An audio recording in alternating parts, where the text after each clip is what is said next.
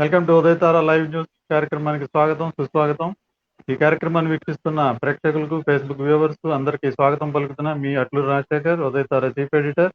రేపు వినాయక చవితి పండుగ సందర్భంగా ఈరోజు ప్రముఖ శైవాగమ శాస్త్ర పండితులు నాగేశ్వరం రాఘవేంద్ర శర్మ గారిని ఇప్పుడు మీకు పరిచయం చేయబోతున్నాను. వినాయక చవితి అంటే హిందువుల తొలి పండుగ. ఏకాదశి ఉగాది తర్వాత వచ్చేది వినాయక చవితి. కాబట్టి హిందువులందరూ ఎంతో ప్రాశస్త్యమైన ఈ పండుగని అత్యంత వైభవంగా జరుపుకోవటం గత ఎన్నో సంవత్సరాలుగా మనకు ఆనవాయితీ. మెయిన్ వినాయక చవితి అంటే ప్రతి కూడలిలో పందిర్లు వేసుకోవటం, వినాయక ప్రతిమ నెలకొల్పటం, నవరాత్రి ఉత్సవాలు జరపటం అదొక ప్రత్యేకమైన పండుగ. ఈ పండుగ వచ్చిందంటే ఒక హిందువులకే కాదు అన్ని మతాల వాళ్ళు కూడా కలిసి జరుపుకునే ఈ పండుగని మన భారతదేశంలో ఎంతో విశిష్టత ఉంది. ఇటువంటి పండుగ ఈరోజు కరోనా వలన ఎంతో ఎఫెక్ట్ అయింది. ఈరోజు రాష్ట్ర వ్యాప్తంగా, దేశవ్యాప్తంగా వినాయక చవితి పండుగలు ఏర్పాటు చేయొద్దని చెప్పి పోలీసు వాళ్ళు హెచ్చరికలు జారీ చేశారు. అదే పరిస్థితిలో ఎక్కడైనా వినాయక చవితి పందిర్లు ఏర్పాటు చేస్తే చట్టపరమైన చర్యలు తీసుకుంటామని కూడా హెచ్చరించారు. ఈ నేపథ్యంలో పండుగ అంటే ఉండే ఉత్సాహం, ఆ ఉల్లాసం అనేది చాలా వరకు తగ్గిపోయింది. ఇంట్లో జరుపుకుంటే అంత ఉత్సాహం ఉండదు. కానీ పండుగ ఏ విధంగా జరుపుకోవాలి, ఈ పండుగని మనం ఎలా సెలబ్రేట్ చేసుకోవాలి అనేది ఈ రోజు మనం శర్మ గారిని అడిగి తెలుసుకుందాం. ముఖ్యంగా వినాయక చవితికి ఉండే విశిష్టత హిందువులందరికీ తెలుసు. మన దేశంలో ఎంతో ఉత్సాహంగా ఈ 9 రోజులు వినాయక ప్రతిమ నెలకొల్పి శాస్త్రోక్తంగా విఘ్నేశ్వరుడికి పూజలు చేయటం, ఆ 9వ రోజు నవరాత్రులు పూర్తయిన తర్వాత భారీ ఊరేగింపు మేళతాళాలతో వినాయకుడిని సాగనంపం మనకు ఆనవాయితీ. ఇదే మనకి తెలంగాణలో హైదరాబాద్ లో ఈ పండుగని ఎంతో ఘనంగా నిర్వహిస్తుంటారు. ఖైరతాబాద్ వినాయకుడికి ప్రపంచవ్యాప్తంగా గుర్తింపు ఉంది. ఆ వినాయక చవితి నిమజ్జనాన్ని చూడటానికి వ్యాప్తంగా ఉన్న హిందువులే కాకుండా అన్ని దేశాల ప్రజలు కూడా వినాయక చవితి ఆ నవరాత్రి ఉత్సవాలు, అలాగే చివర ఊరేగింపు ఎంతో టీవీల్లో వీక్షించడం మనం చూస్తూ ఉన్నాం. ఈ నిమజ్జనం అనేది కూడా చాలా విశిష్టమైంది. ఆ నిమజ్జనం రోజు కూడా ఎంతో ఉత్సాహంగా జరుపుకుంటాం. అలాంటి ఈ పండుగకి ఈ రోజు ప్రపంచవ్యాప్తంగా ఇబ్బంది పెడుతున్న కరోనా మన పండుగను కూడా ఇబ్బంది పాలు చేసింది. విఘ్నేశ్వరుడికి సైతం కరోనా ఇబ్బందులు తప్పలేదు. కాబట్టి ఈ రోజు వాడవాడలా ప్రతి గ్రామంలో ఏర్పాటు చేసే పందిళ్లు మనం ఈ సంవత్సరం చూడలేం. కాబట్టి ఈ రోజు ఈ పండుగని మనం ఎలా జరుపుకోవాలి, అసలు పండుగ విశిష్టత ఏంటి, అసలు ఈ వినాయక చవితి ఎందుకు చేసుకోవాలి, ఈ విశేషాలన్నీ మనం శర్మ గారిని అడిగి తెలుసుకుందాం. వెల్కమ్ టు శర్మ గారు. శర్మ గారు స్వాగతం సుస్వాగతం. గుంటూరుకు చెందిన శైవాగమ శాస్త్ర పండితులు నాగేశ్వరం రాఘవేంద్ర శర్మ గారు. ఈయన ప్రముఖ పండితులు, అలాగే దేవాలయంలో అర్చకులుగా కూడా పనిచేస్తున్నారు. ఈయనకి పండుగ గురించి, పండుగ విశిష్టత ఏంటి, అసలు పండుగ ఉన్న ప్రాశస్త్యం ఏంటి, ఈ పండుగని మనం ఎందుకు జరుపుకోవాలి, అలా తద్యాది విషయాలని ఆయన అడిగి తెలుసుకునే ప్రయత్నం చేద్దాం. శర్మ గారు స్వాగతం అండి. నమస్కారం శర్మ గారు. నమస్కారం అండి. స్వాగతం సార్. ఈ ఫేస్బుక్ లైవ్ కార్యక్రమానికి మీకు స్వాగతం పలుకుతున్నాం. సంతోషం సార్, ఇప్పుడు ఈ వినాయక చవితి అనేది మన హిందువుల్లో అత్యంత ప్రాముఖ్య పండుగ. అసలు ఈ వినాయక చవితి పండుగని మనం ఎందుకు జరుపుకోవాలి, ఎందుకు జరుపుకుంటాం అనేది కొంచెం మీరు వివరిస్తారని ఆశిస్తున్నా.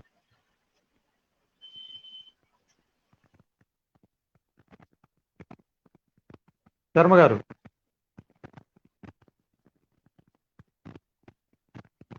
శర్మ గారు, సాంకేతిక ఇబ్బందులతో శర్మ గారు లైవ్ కట్ అయినట్టుంది.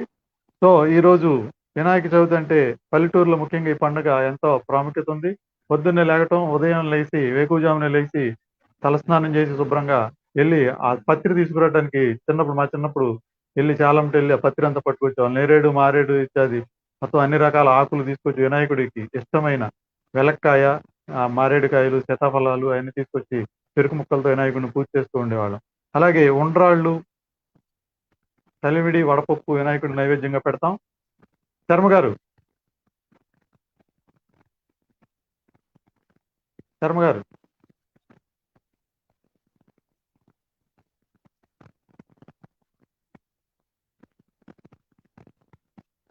సో శర్మ గారు స్వాగతం. అలాగే మన హిందువులకు వినాయకుడికి ఉన్న అవినాభావ సంబంధం ఎంతో ఉంది. మనం ఇంట్లో ఏ పూజ చేసినా, ఇంట్లో కానీ ఏ శుభకార్యం చేసినా ముందుగా విఘ్నేశ్వరుడిని పూజ చేస్తాం. ముందు విఘ్న నాయకుడిని పూజ చేసిన తర్వాతే ఇతర దేవతలకి, దేవుళ్ళకి పూజలు చేయడం మన ఆనవాయితీ. పెళ్లిళ్ళలో కానీ ఇతరత్ర పండుగల్లో సైతం మనం ముందుగా తొలి పూజ దక్కేది విఘ్న నాయకుడికి. అలాంటి విఘ్నేశ్వర స్వామికి కరోనా ఈసారి పూజలు చేయనీయకుండా చేస్తుంది. కాబట్టి ఈ కరోనా సోకకుండా జాగ్రత్తలు తీసుకుంటూ ఎవరింట్లో వాళ్ళే పండుగను జరుపుకోవాలని చెప్పి ప్రభుత్వం సూచించింది. ఈ మేరకు మట్టి గణపతిని పూజిస్తూ ఎవరింట్లో వాళ్ళే పూజ చేసుకోవాల్సిన ఆవశ్యకత ఉంది. కాబట్టి అందరూ కరోనాకి దూరంగా ఉంటూ ఈ పండుగను సెలబ్రేట్ చేసుకుందాం. శర్మ గారు, హలో. శ్రీ శర్మ గారు, మహాగణాధిపతయే నమః. శ్రీ మహాసరస్వత్యై నమః. శ్రీ గురుభ్యో నమః. హరి ఓం. ఆది దంపతులైనటువంటి పార్వతీ పరమేశ్వరులకు, ఆదర్శ దంపతులైనటువంటి సీతారామచంద్రులకు, నాకు జన్మనిచ్చినటువంటి తల్లిదండ్రులకు, విద్య నేర్పించినటువంటి గురువరేణ్యులకు నమస్కరిస్తూ, ఉదయతార న్యూస్ ఛానల్ యాజమాన్యానికి, వీక్షించేటువంటి ప్రేక్షకులకు శుభాశీస్సులు తెలియజేస్తూ, మనకి పండుగలలో మొట్టమొదటగా వినాయక చవితి నుంచే ప్రారంభం అవుతుందండి. భాద్రపద శుద్ధ చవితి నుంచి వినాయక చవితితో ఈ పండుగ పర్వం ప్రారంభమయ్యి, తదనంతరం దేవీ శరన్నవరాత్రులు వచ్చేటువంటి ఆశ్వీజ మాసంలో అమ్మవారికి దేవీ శరన్నవరాత్రులు జరిపిస్తారు. అది అయిన వెంటనే కార్తీక మాసంతో 30 రోజులు పరమశివునికి అభిషేకాదులు నిర్వర్తిస్తారు. అదైన వెంటనే మార్గశిర శుద్ధ షష్ఠి నాడు సుబ్రహ్మణ్య షష్ఠి నడిపిస్తారు. అదేవిధంగా తదనంతరం ధనుర్మాస సేవ విష్ణుమూర్తికి, రథసప్తమి రోజున సూర్య భగవానుడికి, ఇలాగా పండుగలు ప్రారంభమయ్యేటువంటిది మొట్టమొదటగా ఈ వినాయక చవితి నుంచే. అవునండి. కనుక ఈ వినాయక చవితిని మనం అందరము కూడా ప్రతి ఇంటిని ఒక దేవాలయంగా భావించి, ఇప్పుడు ఉన్నటువంటి కరోనా మహమ్మారి, సంస్కృత వచనంలో స్ఫోటకము అంటారండి. ఈ స్ఫోటకం అనేటువంటిది చాలా తీవ్రతరమైనటువంటిది. పూర్వం గ్రామాల్లో వచ్చినటువంటి ఆనవాళ్లు, అంటే కరోనానే కాకుండా తీవ్రమైనటువంటి చలి జ్వరం, ఈ విధంగా కొన్ని గ్రామాలకి స్ఫోటకాలు అనేటువంటి తగిలేవి. ఆయా గ్రామాలలో ఈ విధంగా జరిగినప్పుడు శీతలాంబ అనేటువంటి అమ్మవారిని అందరూ కూడా కొలిచేవారు. అమ్మవారికి పొంగలి, దధ్యాన్నం, నైవేద్యాలు పెట్టి అమ్మవారిని కొలిచేవాళ్ళు. ఎందు నిమిత్తం అంటే స్ఫోటక నివారణకు ప్రథమమైనటువంటి దేవత సీతలాంబ. నడిబొడ్డున ఉంటుందండి, బొడ్డురాయి అంటారు. గ్రామంలో నడిబొడ్డున ఉంటుంది అమ్మవారు. ఆవిడ పేరే శీతలాంబ అండి. గ్రామాన్ని చల్లగా చూసేటువంటి తల్లి అని అర్థం. ఆ స్ఫోటక నివారణ తొలగి ఈ సంవత్సరం అందరం కూడా మన గృహము యందే వినాయక చవితిని నిర్వర్తించుకుని, వచ్చే సంవత్సరం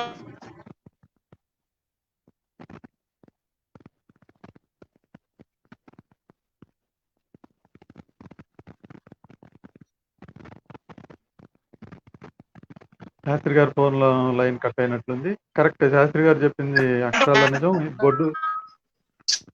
బొడ్డురాయి అనేది అన్ని గ్రామాల్లో ఉంటుంది. ఈ బొడ్డురాయికి ప్రత్యేకించి పల్లెటూరులో పూజలు కూడా చేస్తుంటారు. బొడ్డురాయికి చాలా విశిష్టత ఉంది ఆ గ్రామంలో. అలాగే సర్వే ప్రకారం చూసుకుంటే, శాస్త్రీయంగా చూసుకుంటే, ఆ బొడ్డురాయి నుంచి కొలతలు కూడా బిగినవుతాయి. గ్రామం సర్వే చేయాలంటే ప్రధానంగా బొడ్డురాయి నుంచి సర్వే చేయటం ఆనవాయితీగా ఉంది, మనం చూస్తూ ఉన్నాం. శాస్త్రి గారు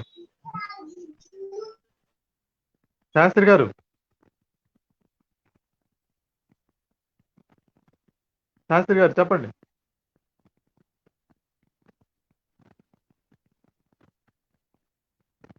శాస్త్రి గారు, సో అలాంటి బొడ్డురాయిని ఈరోజు శాస్త్రి గారు గుర్తు చేసి ఆ బొడ్డురాయి విశిష్టతను తెలియజేశారు. శాస్త్రి గారు చెప్పండి. అన్యథా క్షమించాలి, ఇక్కడ కొంత అంతరాయం, సిగ్నల్ ఇబ్బందిగా ఉంది. పర్లేదు, చెప్పండి శాస్త్రి గారు, చెప్పండి. ఈ వినాయక చవితి విశిష్టత గురించి చెప్పండి. అసలు మనం ఈ వినాయక చవితి ఎందుకు చేసుకోవాలి? తప్పకుండా అండి. అలాగే, ఆదౌ పూజ్యో గణాధిపః అన్న సూక్తిని అనుసరించి ఆది అంటే మొదలు ఎవరిని పూజించాలి అని ఆగమ శాస్త్రం చెబుతుందయ్యా అంటే గణములకు అధిపతి అయినటువంటి గణనాయకుడిని అర్చించాలి అని ఆగమ శాస్త్రం తప్పనిసరిగా చెబుతూ ఉన్నది. ఆ, ఇందులో గనక మీరు ఒక్క విషయాన్ని గమనించినట్లయితే మొట్టమొదటగా పూజ అర్హుడు ఎవరయ్యా అంటే ఎవరిని అడిగినా గణపతి అని చెప్తారు.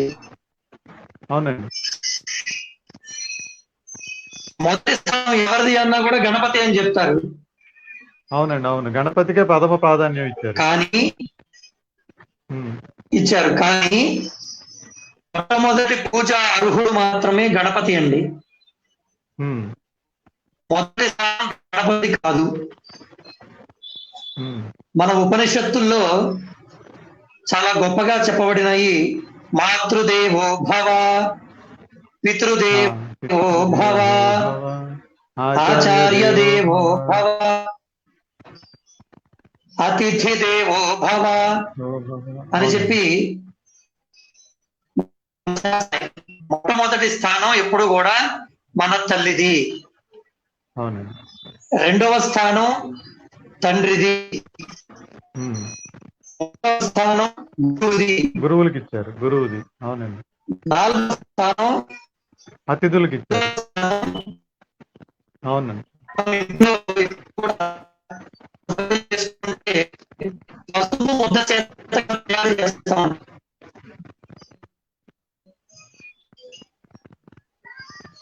పసుపుతో చేసేటువంటి గణపతి అతిథిగా వస్తాడు మన ఇంటికి. ఓకే.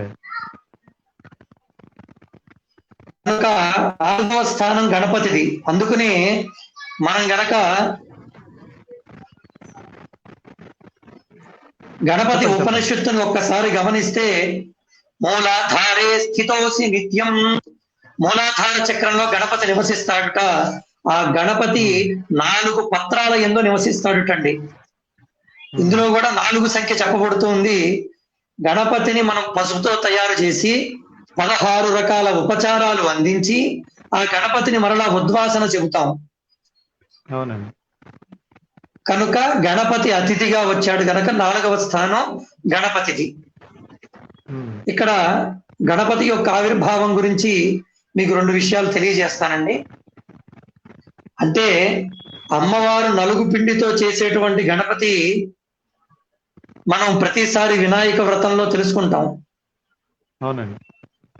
32 గణపతులు ఉన్నారండి మొత్తం. ఉమ్, ఆ ఆగమ శాస్త్రంలో 32 మంది గణపతులలో ఉమ్, క్షిప్ర గణపతి, హరిద్రా గణపతి అంటారు. పసుపుతో చేసేటువంటి గణపతి యొక్క విశిష్టతని ఒక్క 2 నిమిషాలు తెలుసుకుందామండి. చెప్పండి, చెప్పండి. పూర్వము 3 పర్వత రాక్షసులు ఉండేవారట. ఈ 3 పర్వత రాక్షసులు జనులను, దేవతలను, యక్షులను, రాక్షసులను, గంధర్వులను అనేక విధాలుగా బాధ పెడుతున్నారట. ఉమ్, ఈ 3 పర్వత రాక్షసుల్ని వధించేటువంటి శక్తి పరమశివునికి అప్పగించారండి సమస్త దేవతలందరూ కూడా. ఉమ్, పరమశివుడు త్రిశూలాన్ని సంధిస్తున్నాడుట. ఎన్ని మార్లు ప్రయత్నించినా ఏదో ఒక పర్వత రాక్షసుడు మిగులుతున్నాడు. 3 పర్వత రాక్షసుల్ని బతికిస్తూ ఉన్నారు. ఉమ్, అప్పుడు ఈ విషయాన్ని గమనించినటువంటి నందీశ్వరుడు నేను సహాయం చేస్తాను పరమేశ్వర అని, పూర్వం నందీశ్వరుడికి 3 కొమ్ములు ఉండేవండి. ఉమ్, ఈ 3 కొమ్ములతోనూ 3 పర్వత రాక్షసుల్ని ఒక్కసారిగా పైకి లేపితే ఉమ్, బ్రహ్మతత్వము, విష్ణుతత్వము, శివతత్వము కలిసినటువంటి త్రిశూలాన్ని ఆయుధంగా చేసుకుని పరమేశ్వరుడు ఆ యొక్క త్రిశూలాన్ని సంధించాడుట. ఉమ్, ఆ సంధించినటువంటి సమయంలో ఈ 3 పర్వత రాక్షసులకి 3 కోణాలు, త్రిశూలానికి ఉన్నటువంటి 3 కోణాలు వెళ్లి తగిలినాయి. 3 పర్వత రాక్షసులు మరణించారు. లోక కళ్యాణం జరిగింది. దానితో పాటు చిన్న తప్పిదం జరిగిందండి. మీరు గమనించినట్లయితే ఈ మధ్యకాలంలో హిమవతు పర్వత మహాశ్రేణుల యందు 3 కొమ్ములు ఉన్నటువంటి నందీశ్వరుడు దర్శనం ఇచ్చారు. అవునండి, ఈ మధ్య వీడియో వచ్చింది, బాగా వచ్చింది. ఆ ఆ ఏదైతే ఆ ప్రాశస్త్యం ఉందో 3 కొమ్ములతో జరిగిన అయ్యా చెప్పండి. ఆ, చెప్పండి. అదే ఈ మధ్య సోషల్ మీడియాలో వైరల్ అయిందండి ఆ వీడియో. అవునండి. 3 కొమ్ముల ఆవు. ఆ మధ్యలో ఉన్న చెప్పండి. మధ్యలో ఉన్నటువంటి కొమ్ము విరిగి కింద పడింది. ఉమ్, పడి ఈ భూమండలం మీద మొలకలుగా మారి దాని నుంచి ఒక చిన్న కొమ్ము ఏర్పడిందండి. ఆ కొమ్ముని చూర్ణంగా తయారు చేసి మనం పూజా కార్యక్రమానికి వాడుతున్నాం. మనం నందీశ్వరుడు అంటే ఎవరండి? ఎద్దు. అవునండి. మనం దాన్నే పశువు అంటాం. ఉమ్, పశువు కొమ్ము భూమి మీద పడి మొలకలుగా మారి దాని నుంచి వచ్చినటువంటి చూర్ణమే పసుపు కొమ్ము. పసుపు కొమ్ము, పశువు కొమ్ము పసుపు కొమ్ము అయింది. పశువు కొమ్ము పసుపు కొమ్ముగా మారి దాని ఓకే, నుంచి ఓకే, ఓకే. వచ్చినటువంటి చూర్ణాన్ని ఈ రోజు మనం పూజా పసుపుగా కార్యక్రమానికి వాడుతున్నామండి. ఆ, మనం గమనిస్తే మన ఇంట్లో మన పిల్లవాడిది కానీ పిల్లది కానీ వివాహం జరుగుతుంది. జరిగినప్పుడు మొట్టమొదటిగా పసుపు కొడతాం. అవునండి. మన ఇంట్లో ఏదైనా సరే గృహప్రవేశం జరుగుతుంది. గుమ్మానికి మొట్టమొదటిగా పసుపు రాసి పసుపు రాస్తాం. వరిపిండి వేసి అవునండి, మన కుంకుమ బొట్లు పెడతాం. హిందువులందరూ పసుపు ప్రతిష్ట స్టార్ట్ చేస్తామండి, ఏం చేసినా. అవునండి. ప్రతిష్ట యాగ క్రతువుల యందు కూడా పసుపు గణపతితోనే అర్చనా కార్యక్రమం ప్రారంభం చేస్తాం. అవును. ఇప్పుడు జరిగేటువంటి వినాయక వ్రతంలో కూడా మనం ఎంత పెద్ద గణపతిని పెట్టుకున్నా, మట్టి గణపతిని పెట్టుకున్నా, మొట్టమొదటిగా పసుపుతో చేసినటువంటి గణపతికి అర్చన చేసిన తరువాతే మిగతా మహాగణపతికి అర్చనా కైంకర్యాన్ని నిర్వర్తిస్తాం. కనుక ఇందులో చాలా గొప్పదైనటువంటి విషయం ఆగమ శాస్త్రంలో చాలా చెప్పబడిందండి. అందులో భాగంగా ఈ వినాయక చవితి నాడు మనమందరం కూడా దేహో దేవాలయ ప్రోక్తో జీవో దేవ సనాతన త్యజేతు అజ్ఞాన నిర్మాల్యం సోహం భావేన పూజయేత్ అనేటువంటి సూక్తిని అనుసరించి దేహాన్నే దేవాలయంగా భావించి మనలో ఉన్నటువంటి జీవుడినే దేవుడుగా భావించుకొని ఒక పుష్పాన్ని ఈ రోజు భగవంతుడికి పెడితే మరుసటి రోజున పుష్పాన్ని తీసివేస్తే అది నిర్మాల్యం అంటామండి. అదే గనుక మనలో ఉన్నటువంటి అజ్ఞానం అనేటువంటి నిర్మాల్యాన్ని తీసివేస్తే ఖచ్చితంగా మనమే దేవుడుగా భావించి పూజింపబడతాం. అంటే 10 మందిలో గౌరవాన్ని పొందుతాము అని శాస్త్రం చెప్పబడుతూ ఉన్నది. అందులో భాగంగా ఈ వినాయక చవితిని మనమందరం కూడా మన గృహము యందే చేసుకునే విధంగా ఈ ప్రభుత్వం ఎక్కడా కూడా పందిర్లు పెట్టడానికి అవకాశం ఇవ్వలేదు. కనుక అనవసరంగా 10 మంది 20 మంది గుంపులుగా ఉండి ఈ కరోనా మహమ్మారి మన కుటుంబం యందు వస్తే మన కుటుంబం అంతా కూడా బాధపడతారనేటువంటి ఉద్దేశంతోనూ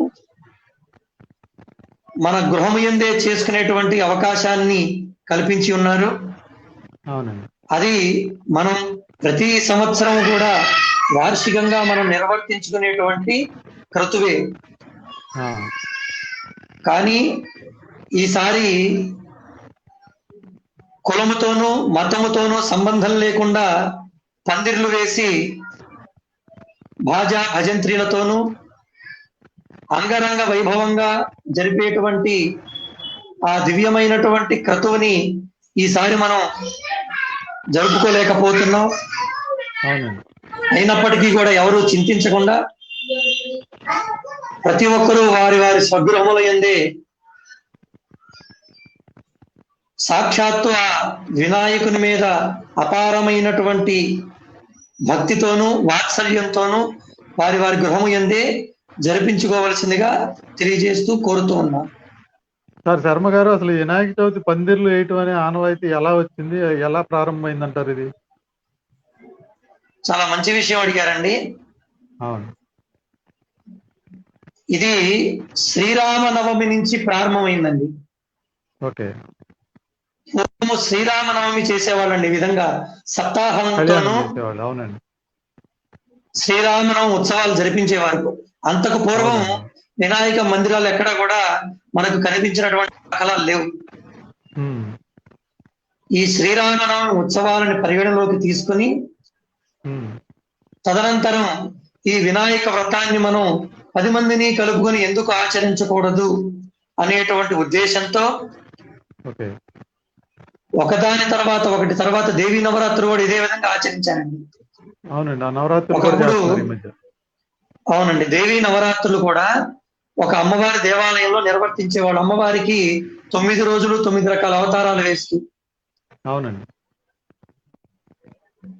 కనుక ఇది ఒక ఆచారంగా వచ్చినటువంటి వ్యవహారమే తప్ప పందిర్లు మీరు గమనించినట్లయితే పూర్వకాలంలో ఎక్కడా కూడా వినాయక పందిర్లు లేవండి.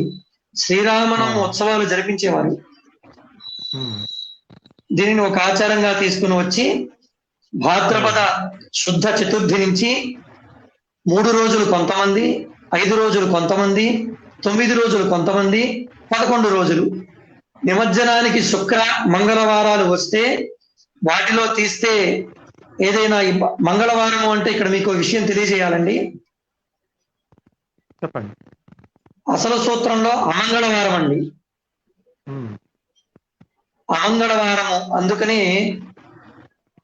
నాయీ బ్రాహ్మణులు మంగళ పని కూడా చేయరండి ఆ రోజున. మంగళవారం చేయరండి. అవును. అమంగళకరమైనటువంటిది. మంగళవారం పూర్ణాహుతికి అర్హత లేదు.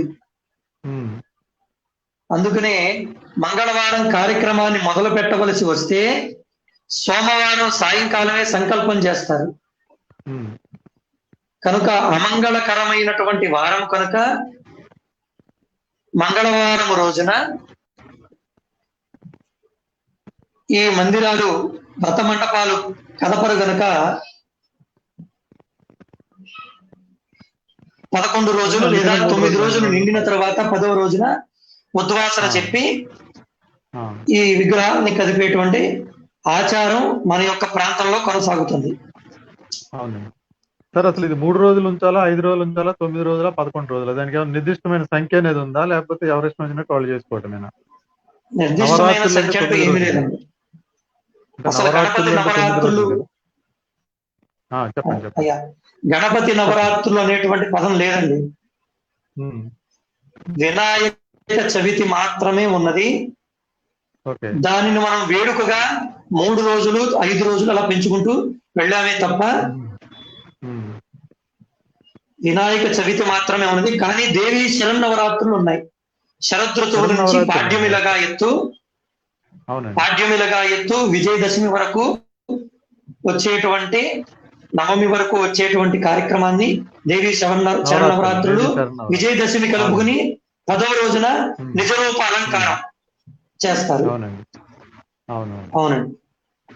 సార్, అసలు మన హిందువుల పండగలు అంటే ఏంటండి? పండగ అంటే ఇప్పుడు కేవలం ఏదో ఉండ్రాళ్ళు అవి వేసుకోవటం, పండుగలు అనగానే శుభ్రంగా వండుకొని తినటం, కొత్త bట్టలు వేసుకోవటం అలా జరుగుతుంది. అసలు పండగ అంటే ఏంటి హిందువుల సాంప్రదాయంలో? పండగ ఎందుకు చేసుకోవాలి? ఏ పండగ అయినా సరే 10 మంది కలిపి చేసుకునేది పండుగ అండి. ఓకే. ఇది ఎందుకు చేసుకోవాలయ్యా అంటే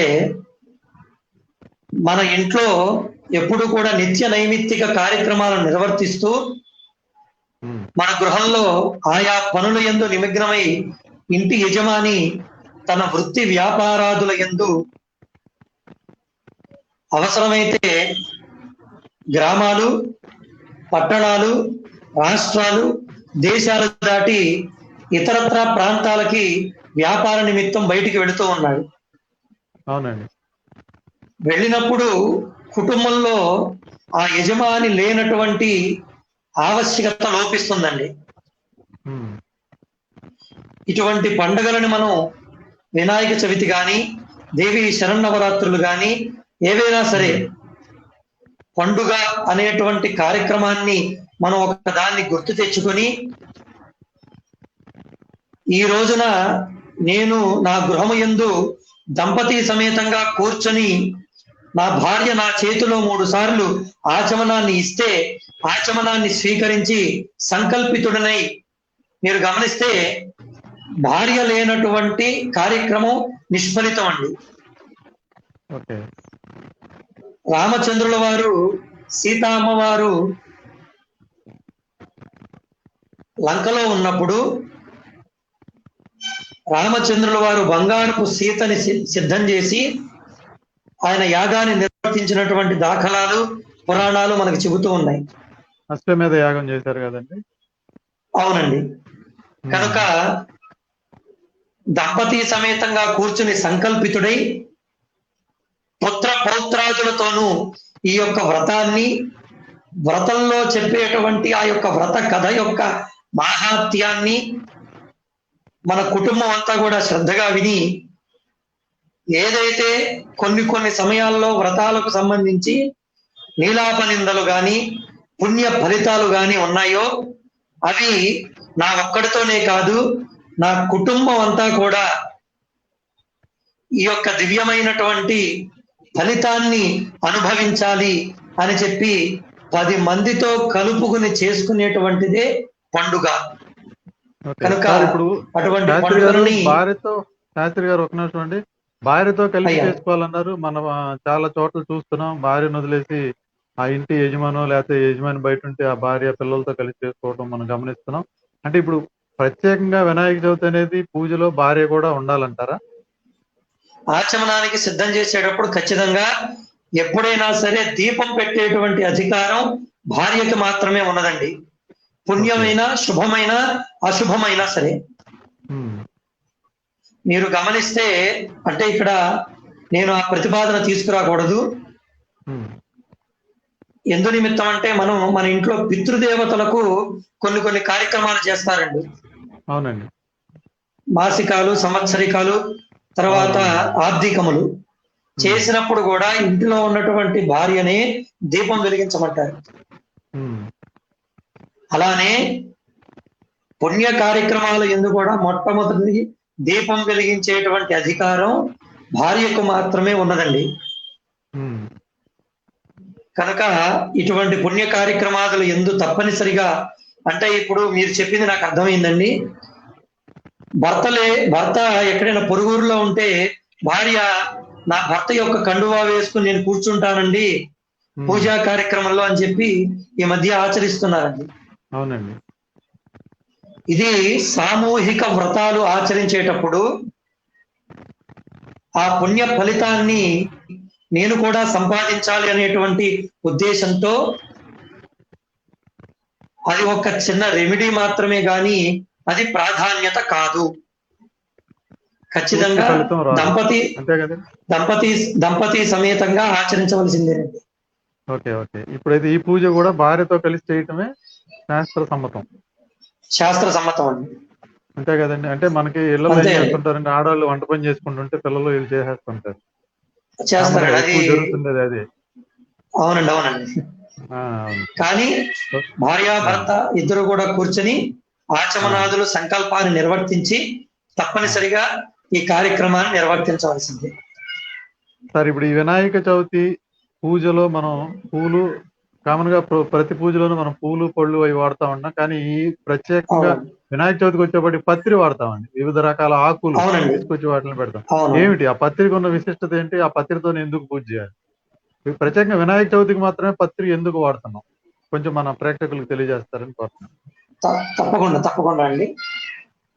సహస్రపరమాదేవి శతమూల శతాంకుర సర్వగుం హరతు మే పాపం దూర్వా దుస్వప్న నాశని. ఈ శ్లోకాన్ని చాలా మంది చదువుకుంటారండి. దూర్వము అంటే గరిక. అవునండి. గణపతి స్వామి తన మూషిక వాహనం మీద వెళుతూ ఉన్నప్పుడు తన బొజ్జ నిండా ఉండ్రాళ్ళు నిండి ఉన్నాయిటండి.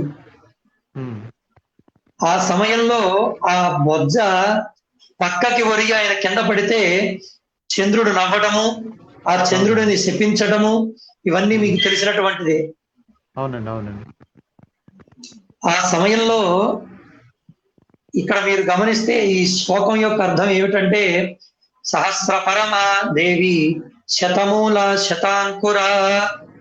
ఈ గరికని ఎవరైనా ఒక పొలంలో వేసినట్టు గాని, వేసిన దాన్ని పండించినట్టు గాని మనం ఎక్కడ కూడా చదువుకోవాలా. అవునండి. దానంతటా అదే పండుతుంది, దానంతటా అదే ఒక కాండం 100 భాగాలుగా వెళుతుందండి. అవునండి, పాకిపోతుంది మొత్తం. అలా అలా వెళ్ళి వెళ్ళి వెళ్ళి వెళ్ళి వందలు వేలు భాగాలు అయిపోతుంది. అవునండి, అవును. ఎవరండి ఈ సహస్ర పరమాదేవి? దుర్వాంకురం అంటే ఎవరండి అంటే, హిమవత్తు పర్వత శ్రేణుల్లో ఉద్భవించిందండి. ఉమ్. దూర్వము అంటే గరిక. ఆ, ఈ పర్వత శ్రేణుల్లో ఉద్భవించి పర్వత హిమవతు పర్వత మహారాజు యొక్క కుమార్తె పార్వతీదేవి. సాక్షాత్తు పార్వతీ అమ్మవారి యొక్క స్వరూపమే గరిక. ఈ ఓకే. బొజ్జ ఎప్పుడైతే పగిలి కొండరాళ్ళన్నీ దొర్లుకుంటూ కిందకి పడినాయో ఉమ్. అప్పుడు సర్పాన్ని తీసుకుని వచ్చి చక్కగా స్వామివారి యొక్క బొజ్జకి చుట్టారండి. పొట్టకు కట్టారు. అవునండి, అవును. చుడితే ఈ బొజ్జలోకి ఒక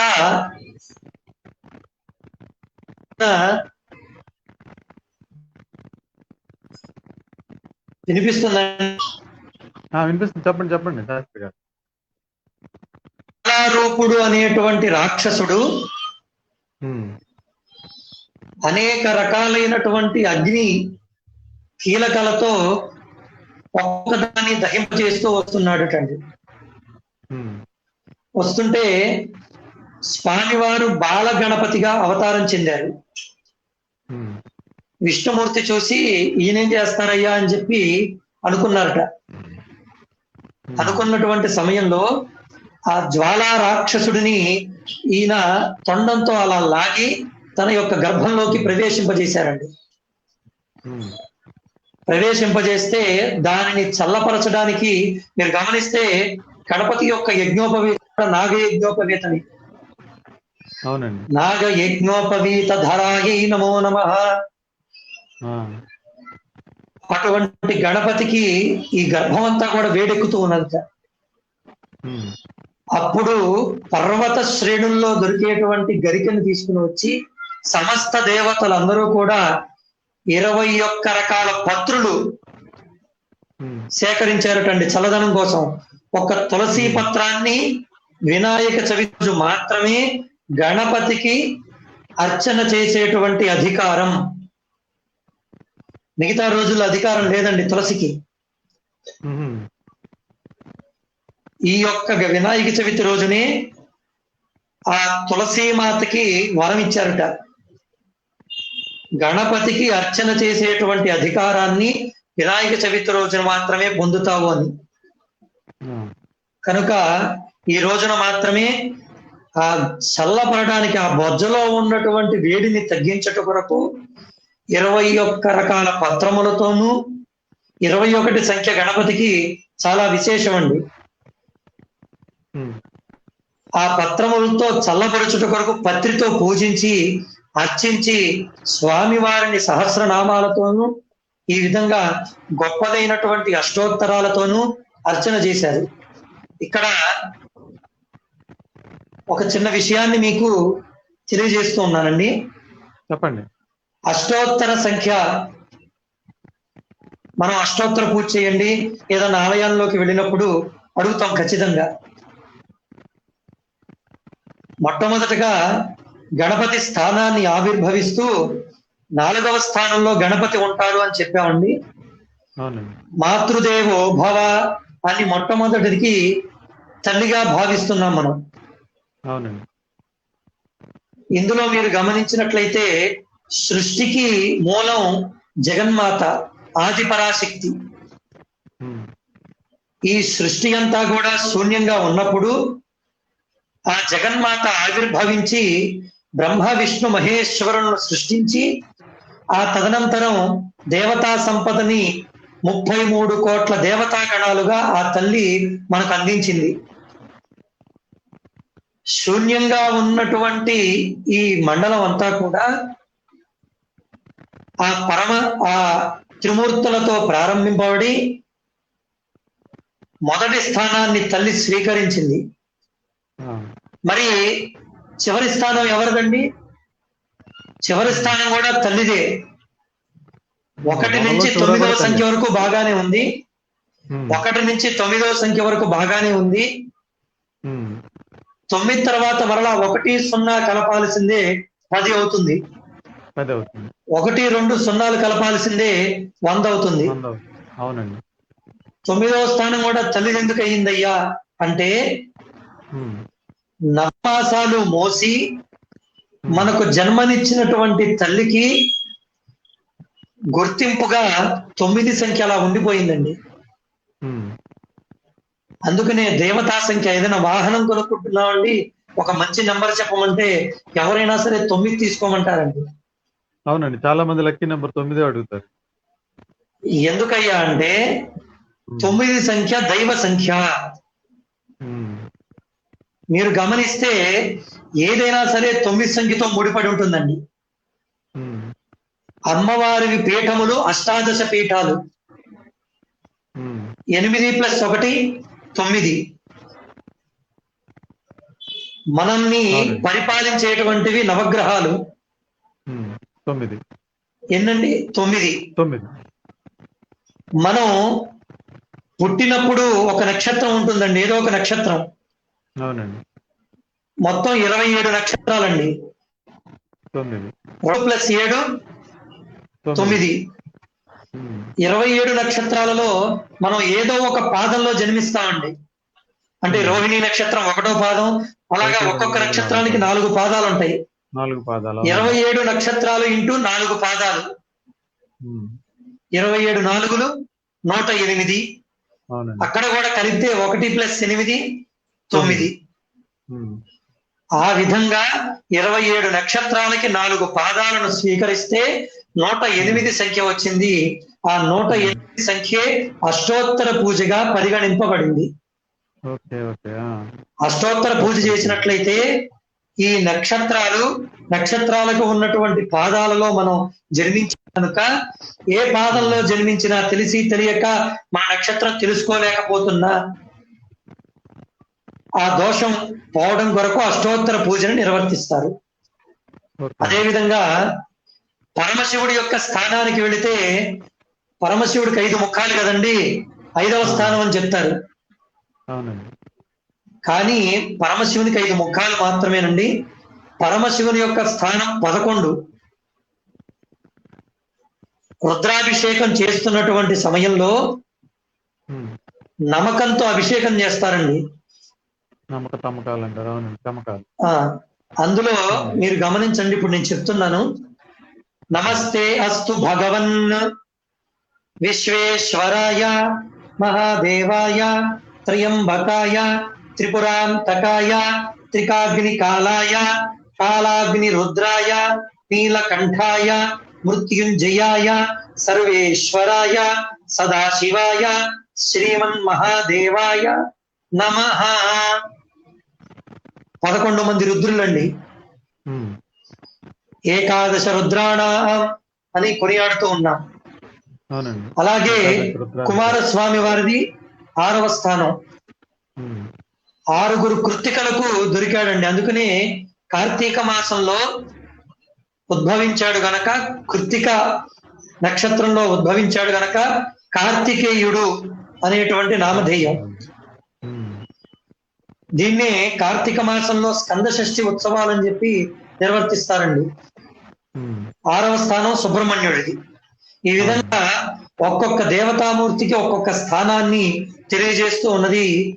మీరు కళ్యాణం నిర్వర్తించేటప్పుడు తెరసిల్లా పెట్టి మహాసంకల్పం అని చెప్పి చెప్తారండి.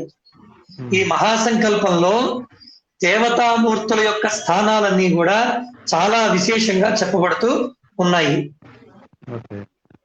సరే, ఈ వినాయకుడి పూజలో ఉండ్రాళ్ళు వడపప్పు ఎందుకు పెట్టాలండి? దానికి ఉన్న విశిష్టత ఏంటి? దాని వలన కలిగే ఇదేంటి చెప్తారా? ఉండ్రాళ్ళు చాలా అవునండి, చెప్పండి.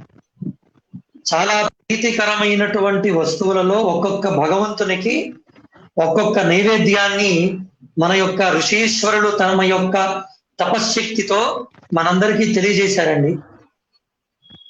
గణపతికి ఉండ్రాళ్ళు ఒక్కటే కాదండి, అటుకులు, కొబ్బరి పలుకులు, బెల్లము, ఉండ్రాళ్ళు, మోదకాలు అనేటువంటివి తయారు చేస్తారండి.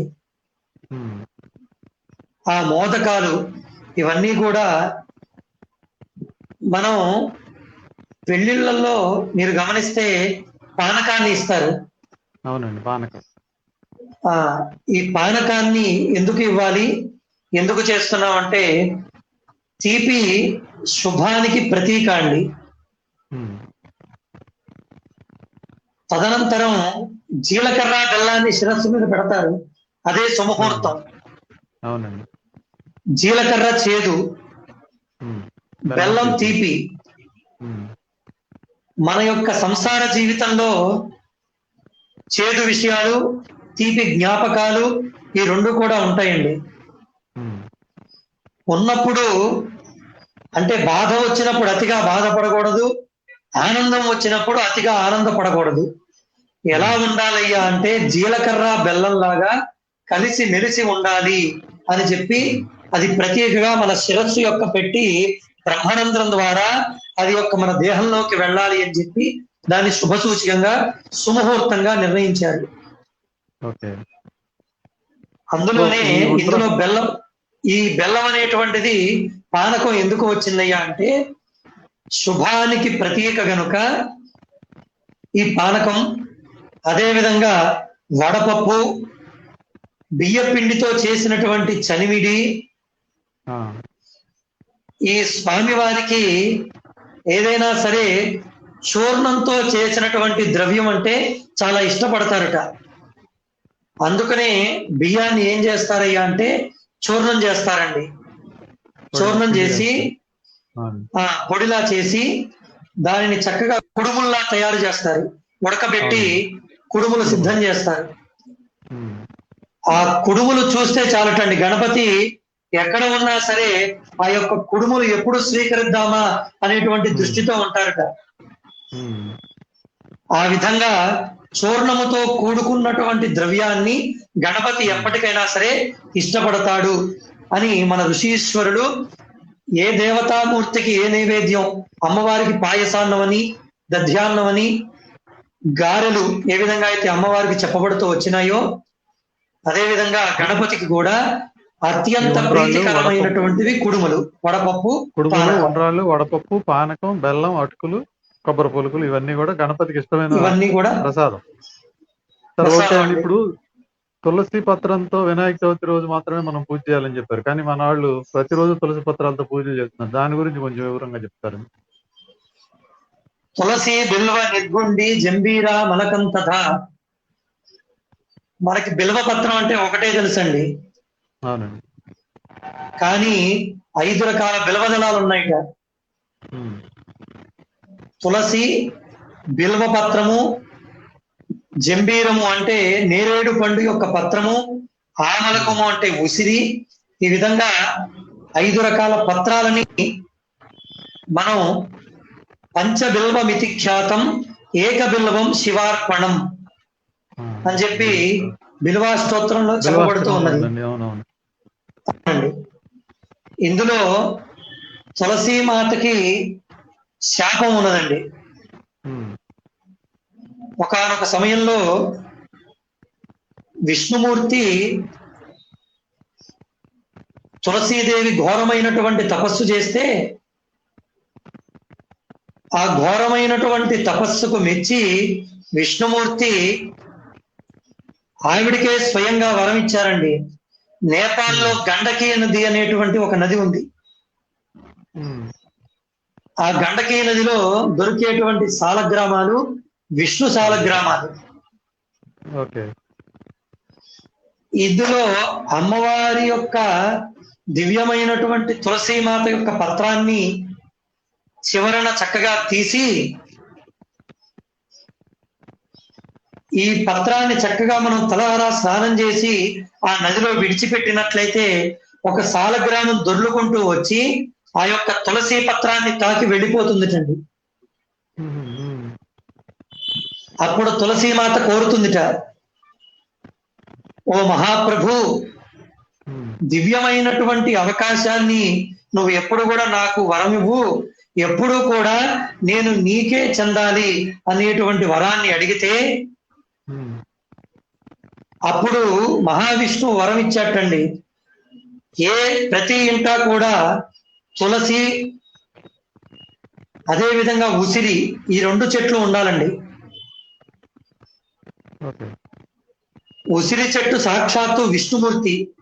కార్తీక మాసంలో విష్ణుమూర్తికి ఉసిరికాయతో దీపం వెలిగిస్తారండి. అవునండి.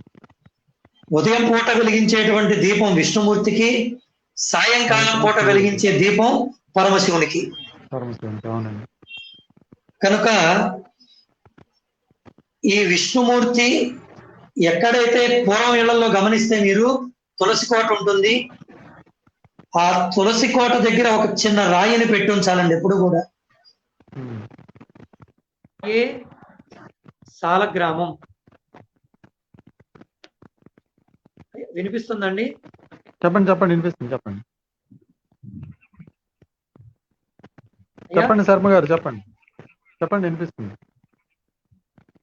అది సార్ ఇప్పుడు రాయి పెట్టమన్నారు, ఏ రాయి అయినా పెట్టచ్చండి? దానికి ఏమైనా పర్టికులర్ గా రాయి అనేది ఉంటుందా శర్మ గారు? శర్మ గారు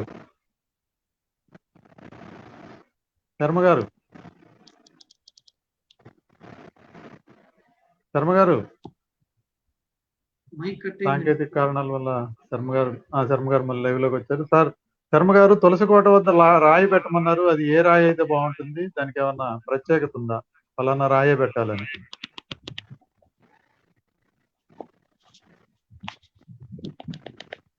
శర్మ గారు మనకి చాలా చక్కని విషయాలు తెలియజేశారు. పండుగ గురించి, పండుగ ప్రాశస్త్యం, పండుగ ఎలా చేసుకోవాలి, ఎందుకు చేసుకోవాలి, పండుగలో ఈ పత్తిరిని ఎందుకు వినియోగిస్తున్నాం వంటి ఎన్నో విషయాలను ఆయన మనకు తెలియజేశారు. శర్మ గారు అది విష్ణు సాలగ్రామంగా చెప్పబడుతూ ఉన్నది. సార్ శర్మ గారు తులసి కోట దగ్గర రాయి పెట్టమన్నారు, ఏ రాయి పెట్టాలండి?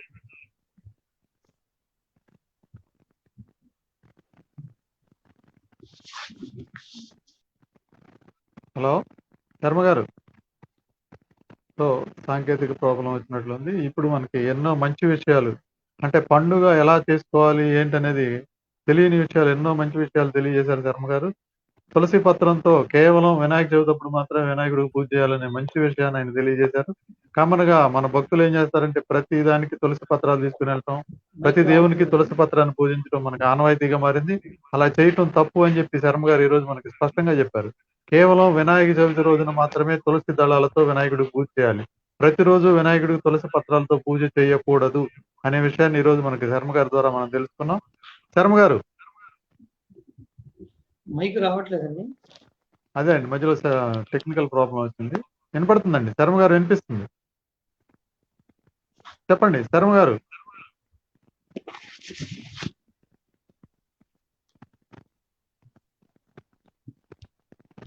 సో భక్తులందరూ ఇప్పుడు గమనించాల్సిన విషయం, ముఖ్యంగా ఇది మనకి హిందువులందరూ తెలుసుకోవాలి, తులసి పత్రాన్ని కేవలం వినాయక చవితి రోజున మాత్రమే వినాయకుడికి పూజ చేయాలి. ప్రతిరోజు తులసి పత్రాలతో పూజ చేయటం తగదు, చేయకూడదు అని చెప్పి శాస్త్రం చెప్తుందని ఈ రోజు మనకి శాస్త్రి గారు చెప్పారు. అలాగే హిందువులకి 9వ నెంబర్ సంఖ్య ఎంతో విశిష్టమైంది అని, అలాగే దైవ సంఖ్య అని చెప్పి ఆ సంఖ్య గురించి విపులంగా వివరించారు శర్మ గారు. ఇప్పటి వరకు మనకు తెలియని ఎన్నో మంచి మంచి విషయాల్ని శర్మ గారి ద్వారా మనం తెలుసుకుంటున్నాం. అలాగే వినాయక చవితి రోజు, ఇందాక నేను లైవ్ లో మాట్లాడా, వినాయక చవితి రోజు పిల్లలు అలా కొంతమంది పూజ చేసుకుంటే ఇంట్లో మహిళలు వెళ్ళి వంటలు అవి చేసుకుంటూ ఉంటారు. కామన్ గా ప్రతి చోట ఇదే జరుగుతూ ఉంటుంది. అలా కుదరదని చెప్పి ఈ రోజు శర్మ గారు మనకి స్పష్టంగా తెలియజేశారు. భార్య సమేతంగానే పూజలో ఉండాలి. హిందూ సాంప్రదాయ ప్రకారం భార్యకి అగ్రపీఠం ఉంది, కాబట్టి పూజలో దీపారాధన చేసే హక్కు భార్యకు మాత్రమే ఉంది, కాబట్టి భార్య దీపం వెలిగించాలని చెప్పి ఈ రోజు శాస్త్రి గారు మనకి తెలియజేశారు. అలాగే ఆయన అడిగి ఇంకా మరెన్నో మంచి మంచి విషయాలు, మనకు తెలియని విషయాలు ఎన్నో తెలుసుకునే ప్రయత్నం చేద్దాం. శర్మ గారు నమస్తే అండి. సార్ అదేనండి, మనం ఇందాక అక్కడ లైవ్ కట్ అయింది. మనం తులసి కోట దగ్గర ఉన్నామండి. తులసి కోట దగ్గర ఒక రాయిని పెట్టమన్నారు మీరు. ఖచ్చితంగా తులసి కోట దగ్గర ఒక రాయిని ఉంచి దాన్ని విష్ణుమూర్తిగా మనం ఎప్పుడు కూడా సార్ అక్కడే చిన్న డౌట్ కొలవాలి. వచ్చిందండి ఇప్పుడు మాకు. రాయి అంటే ఏ రాయి పెట్టాలి? ఇటుక రాయి పెట్టాలా, పొలుకు రాయి పెట్టాలా? ఏదో రకరకాల రాళ్ళు ఉన్నాయి మనకి. కాదండి, నదీ ప్రాంతంలో దొరికేటువంటివి సాలగ్రామ రీతిలో ఉంటాయండి రాళ్ళు. ఇంట్లో పూర్వం అవునండి. గుండరాయి అని చెప్పేవాళ్ళు.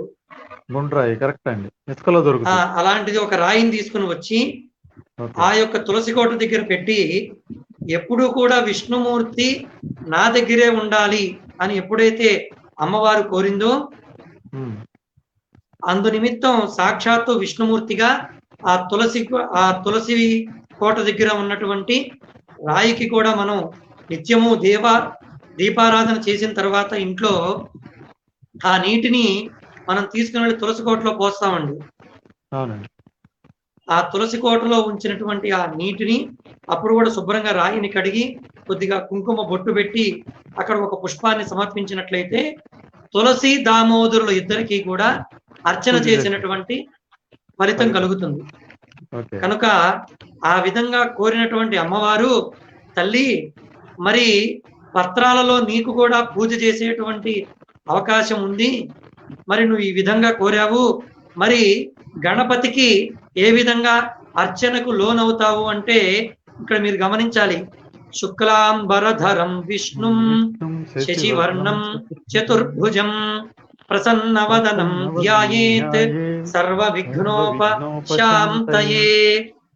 ఇక్కడ గమనిస్తే శుక్లాం అంబరధరం, తెల్లని వస్త్రము ధరించినటువంటి వాడు. విష్ణుం అంటే ప్రకాశవంతమైన, ఇక్కడ విష్ణు శబ్దం అంటే విష్ణుమూర్తి కాదండి. ఓకే. సంస్కృతంలో ఒక పదానికి 8 రకాల అర్థాలు ఉంటాయండి. సుమారుగా కపి అనేటువంటి పదాన్ని తీసుకుంటే కపిల వర్ణము కలిగినటువంటి ఆవు, కపి అంటే ఏనుగు, కోతి, కపి అంటే కోతి, కపి అంటే ఆంజనేయుడు. ఈ విధంగా ఒక పదానికి 8 రకాల అర్థాలు వస్తాయి. ఇందులో కూడా విష్ణు అనేటువంటి భావన వచ్చింది. వినాయకుడికి విష్ణువుకి సంబంధం ఏంటి అని చాలా మంది దీని మీద కూడా చాలా సార్లు టీవీలో డిబేట్ చూశానండి. అవునండి. విష్ణు అంటే ప్రకాశవంతమైనటువంటి వాడు అని అర్థం. శశివర్ణం అంటే చంద్రుని వలె, శశి అంటే చంద్రుడు, తెల్లని శరీర ఛాయ కలవాడు, ఎప్పుడు కూడా ప్రసన్న వదనుడై ఉంటాడుట గణపతి. సర్వమైనటువంటి విఘ్నాలు తొలగించయ్యా అని చెప్పి ఆ శ్లోకం యొక్క అర్థం.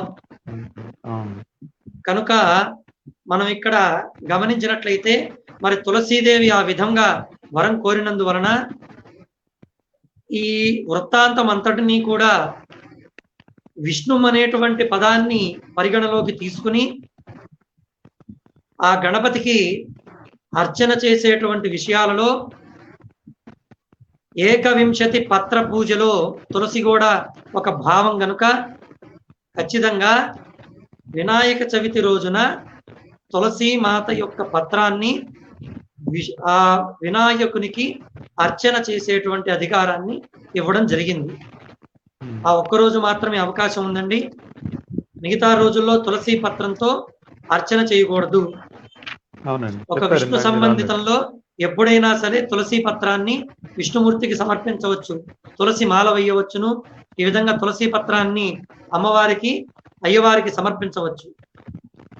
శర్మ గారు, ఇప్పుడు తులసి మాల శివుడికి వేయకూడదండి? వేయకూడదండి. శివుడికి అసలు పూజ చేయకూడదు తులసితో. తులసి మీరు గమనిస్తే చాలా మంది యాగాలు జరిగేటప్పుడు ఇళ్లలో చాటుకుపోయినటువంటి తులసి వృక్షం ఉంటుందండి. చాటుకుపోవడం అంటే అర్థం అవుతుంది.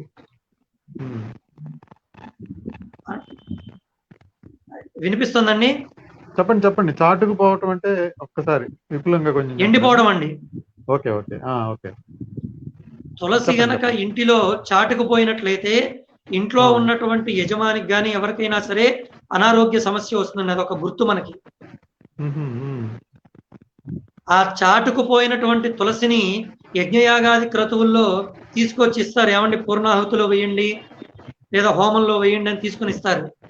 ఉమ్, అది కూడా శివ సంబంధ యాగంలో పూర్ణాహుతి అంతా అయిన తరువాత ఉమ్, యజ్ఞ భగవానుడిని తమ తమ లోకాలకు సాధారణంగా పంపించేటువంటి శ్లోకం ఒకటి చెప్పి ఈ తులసిని అందులో వేసేస్తారండి. ఉమ్, అంతే తప్ప తులసి హోమాన్ని కూడా చెప్పబడల. ఓకే. ఒక విష్ణుమూర్తి యొక్క అర్చనాది కైంకర్యములకు మాత్రమే తులసిని వాడవలసిందిగా శాస్త్రాలు చెప్పబడుతూ ఉన్నాయి. అలాగే అమ్మవారి పూజలో కూడా తులసిని వాడకూడదండి? అయ్యా, అమ్మవారి పూజల్లో కానీ దసరా ఉత్సవాల్లో కానీ? అమ్మవారి పూజకి ప్రధానంగా పత్రి పూజ ఎక్కడా లేదండి. ఆ, అమ్మవారికి కదంబ కుసుమ ప్రియాయై నమో నమః, కదంబ కుసుమాలతోనూ అమ్మవారికి పూలు విశేషమైనటువంటి పుష్పాలు మాత్రమే చెప్పబడుతూ ఉన్నది తప్ప, అంటే మెడలో హారంగా కూడా వేయకూడదండి తులసి మాలని అమ్మవారికి? అంటే ఇందులో కూడా విష్ణు సంబంధిత వైష్ణవి మాత ఉందండి. ఆ, ఆ వైష్ణవి మాతకి తులసి వేస్తారు. ఓకే. కొన్ని కొన్ని దేవాలయాల్లో ఇప్పుడు పశ్చిమ గోదావరి జిల్లా కామవరపుకోట అనేటువంటి ఒక గ్రామం ఉన్నదండి. కామవరపుకోట. అక్కడ వీరభద్ర స్వామి వారి దేవాలయం ఉంది. ఉమ్, ఆ దేవాలయంలో వీరభద్రుడు అంటే రుద్ర సంభూతుడు. శివుడు కానీ సంబంధించింది. ఓకే. అటువంటి వీరభద్ర స్వామికి శంకు చక్రాలు ఉంటాయండి అక్కడ. ఉమ్, అందుకనే శంకు చక్రాలు ఉంటాయి గనక అక్కడ ఆ స్వామి వారికి ధనుర్మాసం అంటే విష్ణుమూర్తికి ఏ విధంగా అయితే సేవలు చేస్తారో అదే విధంగా ఆ గ్రామంలో కూడా సంక్రాంతి ధనుర్మాస సేవలు చేస్తారు. వీరభద్రుడికి తులసి మాలలు సమర్పిస్తారు. కనుక ఒక్కొక్క ప్రాంతంలో ఈ విధంగా విష్ణు సంబంధితమైనటువంటి ఏవైనా ఆనవాళ్లు ఉన్నట్లయితే ఆయా ప్రాంతంలో తులసి మాలను కూడా సమర్పించేటువంటి ఆచారం వస్తూ ఉన్నదండి. సార్, ఈ అయ్యప్ప స్వామి పూజలో వాడతారు కదండి తులసి మాల? అయ్యప్ప స్వామి వారంటే హరిహర పుత్రుడు కదండి. హరిహర పుత్రుడు, అవునండి, అవునండి. అయ్యప్ప అంటే హరిహర పుత్రాయ పుత్ర లాభాయ శత్రునాశాయ మదగజవాహాయ మహాశాస్తే నమః. హరిహర పుత్రుడు గనుక హరిహరుల యొక్క సంభూతం ఉంది గనక ఆయనకు కూడా తులసి పత్రం వాడతారు. తులసి పూజ చేస్తారు, తులసి మాల వేస్తారు. అవునండి. అవునండి. సార్, అలాగే ఇప్పుడు వినాయక చవితి రోజు పుస్తకాలకు పూజ చేయటం, అలాగే చిన్న చిన్న వస్తువులు, వృత్తిపరమైన వస్తువులకు పూజ చేయడం చేస్తూ ఉంటారు. అది ఎలా వచ్చిందంటారు? దాని వలన ఏంటి ప్రయోజనం మనకి? ఏమీ లేదండి. ఎందుకు చేయాలి అసలు ఫస్ట్? మీరు గమనించినట్లయితే ఒక విద్యా సంవత్సరం ముగిసిన తర్వాత, నూతన విద్యా సంవత్సరం వచ్చిన తర్వాత ఆ పిల్లలకి మొట్టమొదటగా పరీక్షలు వచ్చేటువంటి ప్రారంభ సమయం ఉంటుందండి. మొదటి పండుగ కూడా ఇదే గనుక ఈ పుస్తకాలని గణపతి దగ్గర ఉంచినట్లయితే ఏ విధంగా అయితే విఘ్నములకు ఆధిపత్యాన్ని వహిస్తూ వస్తున్నాడో, ఏ విధంగా అయితే పండుగలన్నిటికీ ఆధిపత్యాన్ని వహిస్తూ మొట్టమొదటిగా వస్తున్నాడో, ఈ పిల్లల యొక్క విద్యకు కూడా మొట్టమొదటిగా ఆధిపత్యాన్ని వహిస్తూ ఆయా వృత్తి ఎందు గాని, వ్యాపారం ఎందు గాని, విద్య ఎందు గాని ఎటువంటి విఘ్నాలు లేకుండా, అంటే మీరు గమనించండి, ఎప్పుడైనా సరే మన యొక్క పిల్లల యొక్క పద్ధతి కూడా రాను రాను క్రమక్రమేణా మారుతూ వస్తుందండి. అవునండి. First culture. నేను ఖమ్మం జిల్లాలో ఒక రామాలయంలో ప్రతిష్టకి వెళ్ళానండి. ప్రతిష్టకి వెళితే నేను ఉదయం 5:30 గంటలకు లేచే సమయానికి ఒక పిల్లవాడు చుట్టూ ప్రదక్షిణాలు చేస్తున్నాడు. చేస్తుంటే, నాన్న నీకేంటి పరీక్షలా అని అడిగా. అంటే నవ్వుకుంటూ వెళ్ళిపోయాడండి అతను. అంటే పరీక్షలు ఉన్న సమయంలోనే భగవంతుడు గుర్తుకు వచ్చేటువంటి, అంటే ఇంట్లో ఉన్నటువంటి తమ తల్లిదండ్రులు కూడా, అవునండి, అంటే పరీక్ష సమయాలు కానీ ఏదైనా కష్ట సమయంలోనే భగవంతుడు కానీ, అలా కాకుండా ఇష్ట సమయంలో కూడా భగవంతుడిని మనం ఆరాధన చెయ్యాలి. నాకు ఈ రోజు 10 రూపాయలు నష్టం కలిగింది అంటే భగవంతుడు గుర్తుకొస్తున్నాడు. ఈ రోజున ఏదైనా సరే ఒక ఒక వ్యాపారం యందు నష్టం కలిగింది అంటే భగవంతుడు గుర్తుకొస్తున్నాడు. అవునండి. కనుక అలా కాకుండా మన యొక్క సనాతనమైనటువంటి వైదిక ధర్మం ఏం చెప్పిందయ్యా అంటే నిత్యే నైమిత్తికే కామ్యే, నిత్యము కూడా 2 చేతులు జోడించి హృదయపూర్వకంగా ఒక నమస్కారం అండి. ఉదయాన్నే లేవగానే ఒక సంస్కారం. రాజశేఖర్ గారు చెప్పండి. మనం ఒక విషయాన్ని తెలుసుకుంటే మనం ఉదయాన్నే లేవగానే మన పిల్లలకి నేర్పాల్సింది ఇంతవరకు నేర్పల. చాలా అవునండి. మందికి తెలియదండి. ఈ 2 దోసిట్లని ఇలా పట్టుకుని కరాగ్రే వసతే లక్ష్మి, కరమధ్యే సరస్వతి, కరమూలే భవేద్ గౌరి, ప్రభాతే కరదర్శనం, సముద్ర వసతే దేవి పర్వతస్థల మండలే, విష్ణుపత్ని నమస్తుభ్యం, పాదస్పర్శం క్షమస్వమే. ఈ 4 లైన్లు ఉన్నటువంటి 2 శ్లోకాలండి ఇది. ఉమ్. అంటే మన యొక్క దోషుల యందు తెల్లవారుసరికి అగ్రముల యందు లక్ష్మీదేవి. అందుకనే చూడండి ధనాన్ని వేళ ఎందే లెక్క పెడతాం. అవునండి. కరమధ్యే సరస్వతి. చిన్నప్పుడు ఈ దోసిట్లో ఒక పుస్తకాన్ని పెట్టుకుని చదివేవాళ్ళు, గుర్తుందో లేదో. అవునండి. అవునండి. కరమూలే భవేద్ గౌరీ. ఈ భాగంలో గౌరీ అమ్మవారు నివసిస్తుందిటండి. అంటే అమృత స్థానం. అందుకని మనం ముద్ద కలిపేటప్పుడు చక్కగా ఈ అమృత స్థానానికి తగిలి చక్కగా తినాలి భోజనం కూడా. ఉమ్. ఈ ముగ్గురు కూడా మన అరచేతి కింద నివసిస్తారు గనక దోసిట పట్టుకొని చక్కగా ఉదయాన్నే ఈ అరిచేతిని దర్శనం చేయాలి. ఉమ్. తదనంతరం భూమాతకి నమస్కారం చేయాలండి. నా పాదాన్ని నీ మీద మోపుతున్నాను తల్లి, నా పాద స్పర్శ తగలడం లగాయెత్తు, నేను భూమి మీదే అన్ని పనులు నిర్వర్తిస్తున్నా, దంతధావన చేసి ఉమ్మి వేస్తున్నా, మలినాన్ని వేస్తున్నా, చెయ్యి కడుగుతున్నా, నేను చేసేటువంటివి భూమాత మీద తప్పులే చేస్తున్నా. ఎందు నిమిత్తం అంటే ఆ తల్లికి ఉన్నటువంటి ఓర్పు సహనం అంత గొప్పదైనటువంటిది. అందుకని స్త్రీకి ఓర్పు సహనం ఎక్కువ అండి. అవునండి. కనుక ఆ మాతకి నమస్కారం చేసుకోవాలి మనం. నా పాద స్పర్శ నీకు తగులుతోంది తల్లి, నన్ను క్షమించు అని చెప్పి మొట్టమొదటిగా భూమాతకి నమస్కారం చేసి అప్పుడు 2 పాదాలు భూమికి తగిలించి నిత్య కార్యక్రమాన్ని మనం నిర్వర్తించాలి. ఇది మనం లేవగానే చేయవలసినటువంటి ధర్మం. ఆ తర్వాత మన విద్యా విషయేషు ఇటువంటివన్నీ కూడా చక్కగా ఉన్నత స్థాయికి చెందాలి అని చెప్పి ఆ గణపతి దగ్గర ఈ రకమైనటువంటి పుస్తకాలను పెట్టి పూజించడం జరుగుతుంది.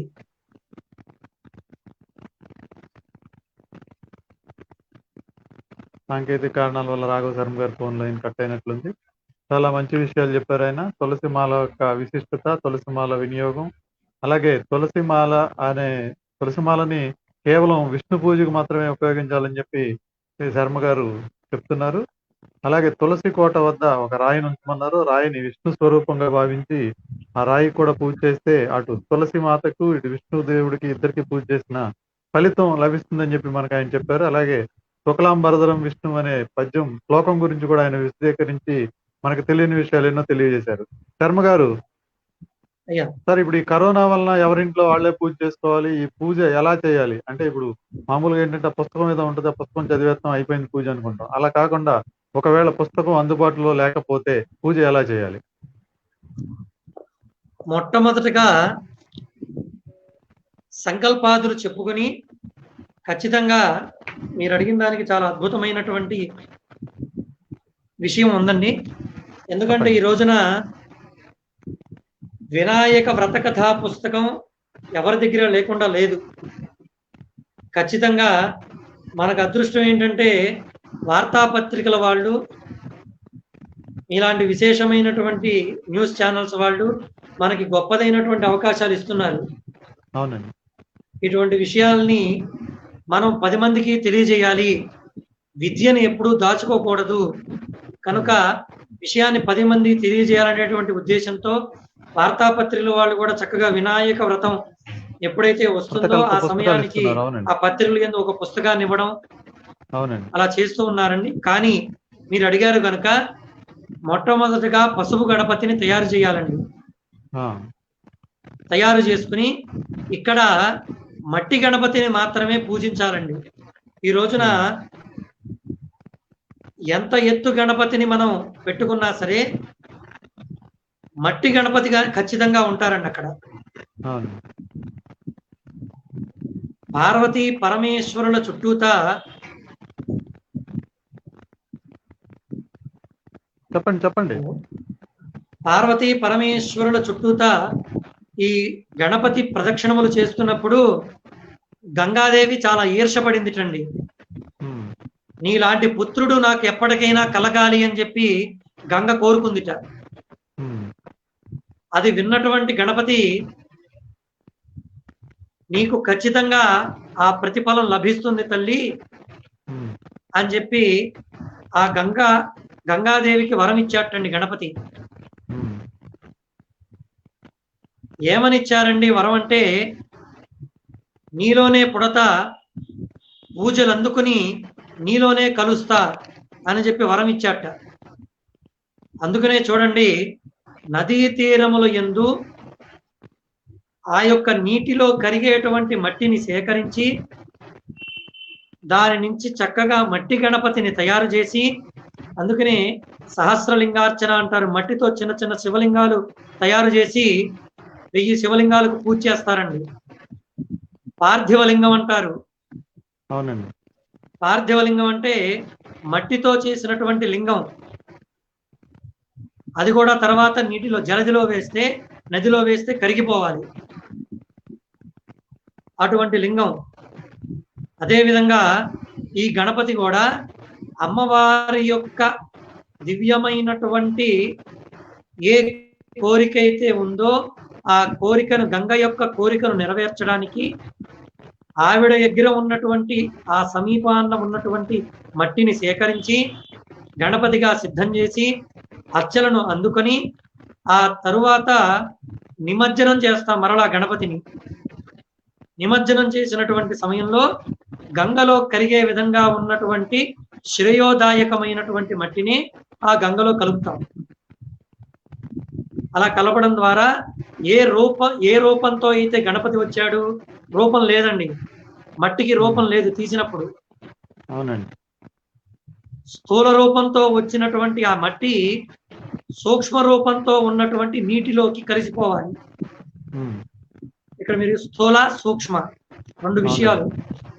ఈ స్థూల రూపంలో ఉన్నటువంటి మట్టి అంటే మట్టిగానే ఉంది, తీసి గణపతి బొమ్మను తయారు చేసి సూక్ష్మ రూపంలో ఉన్నటువంటి నీటిలో మనం కలుపుతాం, నిమజ్జనం చేస్తాం. అవునండి. కనుక ఈ గణపతిని ఏ విధంగా పూజించాలయ్యా అంటే, మొట్టమొదటగా 2 అంగుళాల పరిమాణం పసుపు గణపతిని సిద్ధం చేసుకోండి. ఆ గణపతికి అక్షింతలు, పాద్యము అంటే నీరు, వీటితో శుభ్రంగా చల్లడము, గంధము కుంకుమ బొట్లు పెట్టడము. అదేవిధంగా 16 నామాలు ఉంటాయండి గణపతికి, షోడశ నామ విహి. ఈ 16 నామాలతో మీకు వీలుంటే గరిక లేదా అక్షింతలతో పసుపు గణపతికి నేను చెప్తున్నా అర్చన చేసి, ఈ పసుపు గణపతికి బెల్లం ముక్క నైవేద్యం పెట్టాలండి. ఓకే. బెల్లం ముక్క నైవేద్యం పెట్టి ఆ తర్వాత పసుపు గణపతిని కూడా ఉద్వాసన చేసి పక్కకి కదిపి, అప్పుడు ఇక్కడ మీరు గమనించండి, ఏ గణపతికి ఏ విధంగా పూజ చెయ్యాలి. పసుపు గణపతిని శ్రీ మహాగణాధిపతయే నమః అని కొలవాలి. మట్టితో చేసినటువంటి గణపతిని వర్షే వర్షే ప్రయుక్త సిద్ధి బుద్ధి సమేత వరసిద్ధి వినాయక స్వామి అని కొలవాలి. ఇదంతా చెప్పుకోలేని పక్షంలో వరసిద్ధి వినాయక స్వామి నే నమః అని చెప్పుకుని కొలుచుకుంటూ పత్రములన్నీ కూడా సేకరించి ఆ పత్రములన్నీ కూడా ఒక పక్కన పెట్టుకొని ఆ గణపతికి పత్తితో చేసినటువంటి ఒక వస్త్రాన్ని వేయాలండి. మన ఇళ్లలో మనం ఏదన్నా పూజ చేసుకుంటే చేస్తాం, ఒక పత్తి దూదిదా తయారు చేసి అవునండి, ఆ దూదితో దూదిని వేసి ఒక వస్త్రంలాగా. వస్త్రంలా అవును. తయారు చేసి గంధము కుంకుమ బొట్లు పెట్టి ఆయనకి వేస్తాం. అవునండి. అటువంటిది ఒకటి వస్త్రము, ఇంకొకటి యజ్ఞోపవీతంగా వేయాలి. 2 తయారు చేసుకుని 2 వేసి, ఆ తర్వాత మీ దగ్గర ఉన్నటువంటి పుస్తకంలో వినాయక అష్టోత్తరం ఉంటుందండి. ఉమ్. అదే విధంగా ఏకవింశతి పత్ర పూజ అని ఉంటుంది. అవునండి. అదే విధంగా మట్టి గణపతి రూపం ఉంటుంది కనుక అక్కడ ఆ మట్టి గణపతికి పాదాది మస్తకాంతం, అంటే పాదం దగ్గర నుంచి శిరస్సు వరకు పూజ చేసేటువంటి అంగ పూజ అని ఉంటుందండి. అదాంగ పూజ ఏదో అంటారు కదండి. అధాంగ పూజ. ఆ అవును. అంగ పూజని అక్షంతలతోనూ, ఉమ్. ఏకవింశతి పత్రాలు అంటే మనం అన్ని కోసుకొస్తామండి. పత్రి. గరిక, అవునండి. సీతాఫలము, నేరేడు, నేరేడు, మారేడు, జువ్వి, మేడి, రావి, ఇటువంటి 21 రకాలైనటువంటి ద్రవ్యాలు, పత్రాలు ఏవైతే ఉన్నాయో వాటన్నిటినీ కూడా కోసుకుని వచ్చి ఓం గం గణపతయే నమః మాచీపత్రం పూజయామి, ఈ విధంగా పత్రి పూజ అని వస్తుంది. ఆ పత్రి పూజతో అర్చన చేసిన తర్వాత అష్టోత్తర పూజతో స్వామివారికి మీ దగ్గర ఉన్న పుష్పాలతోనూ, అక్షింతలతోనూ, గరికతోనూ చక్కగా పూజ చేసుకుని అగరవత్తులు వెలిగించి, ఇక్కడ 2 అగరవత్తు ఒకటి వెలిగించకూడదని 2 వెలిగిస్తారండి. ఆ. కానీ 3 వెలిగించాలి ఎప్పుడు కూడా. ఓకే. దీపారాధన కూడా ఒకటి వెలిగించకూడదు, అశుభం అని చెప్పి 2 వెలిగిస్తారండి. అది కూడా దీపం కూడా 3 ఒత్తులు వేసి దీపారాధన చెయ్యాలి. స ఆజ్యం త్రివర్తి సంయుక్తం వన్హినా యోజితం ప్రియం గృహాణ మంగళం దీపం త్రైలోక్య తిమిరాపహం. ఇందులో ఉన్న గొప్ప విశేషం ఏంటంటే స ఆజ్యం అంటే మంచి నెయ్యి, ఆవు నెయ్యితో దీపారాధన చేయమన్నారండి. త్రివర్తి సంయుక్తం, బ్రహ్మ విష్ణు మహేశ్వరులకు కృతజ్ఞతగా, అంటే భగవంతుడికి దీపం పెట్టేంత గొప్పవాళ్ళం మనం కాదండి. కనుక బ్రహ్మ విష్ణు మహేశ్వరుడు మనకు నేత్రములు ఇచ్చినందుకు వారికి కృతజ్ఞతగా దీపాన్ని వెలిగిస్తున్నాను. గృహాణమంగళం దీపం, ఈ దీపం గృహంలో వెలిగించడం ద్వారా ఈ గృహమంతా కూడా మంగళకరంగా ఉండాలి. త్రైలోక్య తిమిరాపహం. శర్మ గారు ఒక్క నిమిషం అండి. 2 ఈ దీపం వెలిగించడం వల్ల శర్మ గారు ఒక్క నిమిషం అండి. అయ్యా మన వాళ్ళు 2 ఒత్తులు కలిపి 2 దీపాలు, అదే 2 వెలుగులు పెట్టేలాగా పెడతారు. అది కరెక్ట్ అండి? 3 సార్లు పెట్టాలంటారా? మీరు చెప్పింది కొంచెం క్లారిటీ కావాలి. ఒక్క నిమిషం అండి, మీరు దీని గురించి 2 విషయాలు చెప్పండి, ఇప్పుడే చెప్తాను నేను. అదేనండి, దీపారాధన చేసేటప్పుడు మన వాళ్ళు 2 ఒత్తులు కలిపి వెలిగిస్తారు కదా. అవునండి. అది కరెక్టా? అంటే ఇప్పుడు మీరు 3 ఒత్తులు ఏమన్నారు కదా. అది ఏ విధంగా అంటే అండి, పూర్వం ఒత్తులు ఎలా చేసేవాళ్ళంటే ఒక పత్తిని దూదిని తీసుకుని కాడలాగా చేసి దానిని 5 భాగాలుగా చేసి అల్లేవాళ్ళండి చక్కగా. అవునండి. ఇప్పుడంటే రెడీమేడ్ వచ్చేసి మిషన్ తోనే ఒక బారుగా దూచేసి కట్ చేసి మనకి ముక్కలు ఇస్తున్నారు. అవును. అల్లినటువంటి దూది 3 అల్లికలు గాని 5 అల్లికలు గాని వాళ్ళే అల్లేవాళ్ళు. మనం ఇంకో ఒత్తి వెయ్యక్కర్లేదండి ప్రత్యేకంగా. ఓకే. ఓకే. ఆ చేసినటువంటి పత్తిని ఒక కాడలా చేసి 3 అల్లికలు వేసి చక్కగా మెలిపెట్టేవాళ్ళండి. అంటే అక్కడే 3 భాగాలు వచ్చేసినాయి. దీన్ని 3 ఒత్తులుగా వేయాలి మనం విడివిడిగా. 3, 5 ఆ పైన ఎన్నైనా వేయొచ్చండి. కానీ ఇంట్లో వెలిగించే దీపం ఎప్పుడు కూడా 3 ఒత్తులు వేసి వెలిగించాలి. 3 వెలిగించాలి. వెలిగించాలండి 3 కూడా. ఓకే. ఓకే. ఓకే. కొంతమంది ఏమంటారంటే 3 కలిపేసి ఒక్కటిగా వెలిగిస్తామండి అంటారు. అవునండి. అవునండి. అలా కాకుండా 3 విడివిడిగా వెలిగించాలి. ఓకే అండి, ఇప్పుడు అర్థమైంది. అల్లినటువంటి ఒత్తి ఏదైతే ఉందో అది ఒకటేస్తే సరిపోతుందండి. ఒకవేళ మాకు దొరకలేదండి, పత్తి మాత్రమే దొరికింది, దూది చిన్న కాడ అంటే దానిని 3గా వేసి మీరే చక్కగా అల్లుకుని దాన్ని 3గా వేసుకోవచ్చు. ఓకే అండి. ఓకే. ఓకే. కంటిన్యూ. అలాగా త్రివర్తి సంయుక్తం, అక్కడ కూడా చెప్తున్నాను త్రివర్తి. 3 ఒత్తులు. త్రి అంటే 3. ఉమ్, ఆ 3టిని వేసి దీపాన్ని వెలిగించినట్లయితే గృహం ఎప్పుడు కూడా మంగళకరంగా ఉంటుంది. ఈ గృహంలో ఉన్నటువంటి అంధము అంటే ఏదైనా సరే, అంధము అంటే కళ్ళు లేనటువంటి వాడికి లోకం కనిపించదండి. ఉమ్, ఈ గృహంలో ఏవైనా సరే అమంగళకరమైనటువంటి ఉంటే అవన్నీ తొలగిపోతాయట. దీపం వెలిగించడం ద్వారా అంత గొప్పదైనటువంటి తత్వం ఉంది. అలా వెలిగించి తదనంతరం నైవేద్యాదులు సమర్పించాలండి. ఉమ్, మనం ఇంట్లో ఏవైతే చేశామో పులిహోర కానీ, పాయసం కానీ, ఉండ్రాళ్ళు అనేటువంటివి తప్పనిసరి. పానకం, వడపప్పు, చనిమిడి తప్పనిసరి. అవకాశం ఉన్న వాళ్ళు మోదకాలు చేయడం వస్తే మోదకాలు కూడా స్వామివారికి నివేదన చేయొచ్చు. అటుకులు, పటిక బెల్లము, అదేవిధంగా కొబ్బరి పలుకులు, వీటన్నిటిని వేసి గణపతికి చక్కగా మిశ్రమాన్ని కలిపి చక్కగా నివేదన చేయవచ్చు. తదనంతరం స్వామివారికి హారతి, మంత్రపుష్పాలు వీటన్నిటినీ సమర్పించుకొని శ్రద్ధాసక్తులతో కుటుంబం అంతా కూర్చుని, మీకు అవకాశం ఉంటే కథ చదవడం వస్తే చదువుకోండి, లేదా ఇందులో చక్కనైనటువంటి కథాశ్రవణాన్ని వినిపిస్తూ ఉన్నారు ఈ మన చరవాణి యందు. వాటిలో కూడా మీరు శ్రద్ధగా ఆ కథను విని తరించి ఆ నీలాప నిందలు పడేటువంటి దోషాన్ని పూర్తిగా తొలగిపోయేటువంటి కథ, అద్భుతమైనటువంటి వ్రత మహాత్యం ఉన్నటువంటి కథ, వినాయక వ్రతము. వ్రతాలన్నీ కూడా ఈ కథతోనే చక్కగా ప్రారంభమవుతాయి. కనుక శ్రద్ధగా ఈ కథని కూడా వినవలసిందిగా తెలియజేస్తూ ఉన్నాను. పూజ అంతా అయిపోయిన తర్వాత అక్షంతలు తీసి వేసుకోవాలి కదండి నెత్తి మీద. అదేనండి, కథ తప్పనిసరి కదా. ప్రారంభమైనప్పుడు చేతులు అక్షంతలు పట్టుకోవాలి. ఆ, పట్టుకుని కథ అంతా అయిన తర్వాత ఆ అక్షంతలు 2 స్వామివారి పాదాల దగ్గర వేసి మన శిరస్సు మీద 2 వేసుకోవాలి. ఉమ్, ఆ తర్వాత మంగళహారతి స్వామివారికి అలాగే.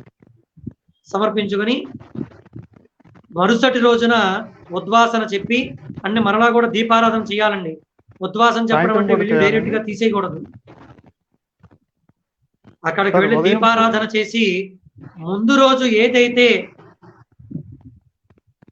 పత్రితో పూజ చేశామో ఆ, ఆ పత్రిని జాగ్రత్తగా ఒక పక్కన పెట్టి మరలా 2 పుష్పాలు స్వామివారికి సమర్పించి చిన్న బెల్లం ముక్క నైవేద్యం పెట్టి స్వామివారికి ఉద్వాసన చేసి, మీకు వీలైతే పారేటువంటి నదిలోను, మీ గ్రామంలో చెరువు ఉంటే చెరువులోను, మీ గృహం యందు బావి ఉంటే బావిలోను నిమజ్జనం చేయవలసిందిగా తెలియజేస్తూ ఉన్నాను.